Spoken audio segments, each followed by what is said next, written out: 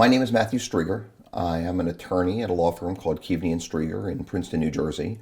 I am also a paramedic. I've been a paramedic for going on 37 years now. Paramedic pretty much can do all the frontline stuff that an ER doctor can do at the patient's bedside.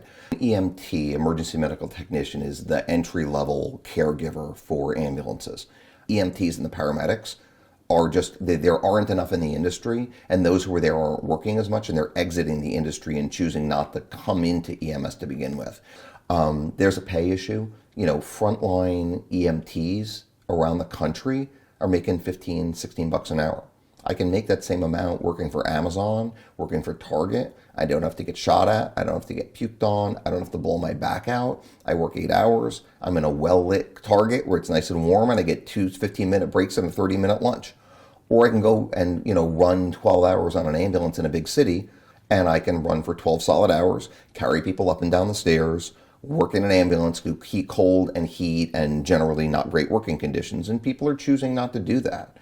And then we had hundreds of paramedics and EMTs die in COVID. And I think it's changed the assessment of the risk of what it means to be a paramedic or an EMT. It's hard work. And a lot of people said, I'm done. I represent people that do this on a daily basis. So I can think of clients of mine that have had cardiac arrests, people that weren't breathing, their heart was stopped, and they were waiting for an ambulance for 30, 45 minutes with people doing bystander CPR. Those calls happen. They exist. They happen every day. Unfortunately, most of the time they fly under the radar. People don't see them. It's just rolling the dice right now. We're just waiting for that bad thing to happen. When do you get a traffic light at an intersection? The day after a fatal accident. People don't really want to take this on.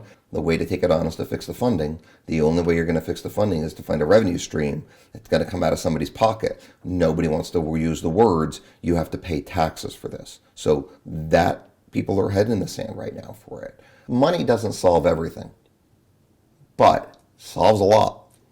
Until there is a catastrophic failure, no one is going to say we are okay with what we've got. And eventually the system will break. I think we're going to get a traffic light the day after the fatal accident. It's just a matter of time. My name is Emily, and I am a registered nurse in an emergency room here in New Jersey. What I know about the EMS shortage is that they are obviously, in need of people. We see it from the ER's perspective. I hear it definitely from patients that sometimes it takes the ambulances a long time to get to them after calling 911, which speaks directly to the fact that there's not a lot of rigs that are available to pick patients up. Other thing I've noticed as far as, what directly affects us in the ER is just the level of expertise. We've had a lot of people leave the field of medicine overall, EMTs and paramedics included.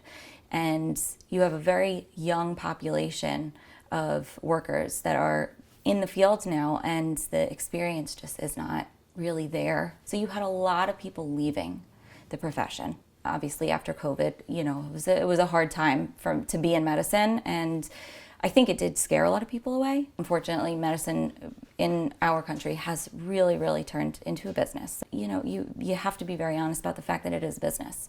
So the higher-ups need to make money. Everybody needs to make money. It does take a lot of money to train a new person, and it takes a lot of time as well to onboard somebody new. So it's not just bodies, right? You need good people too. Good, able-bodied, and smart individuals, because you're taking care of people.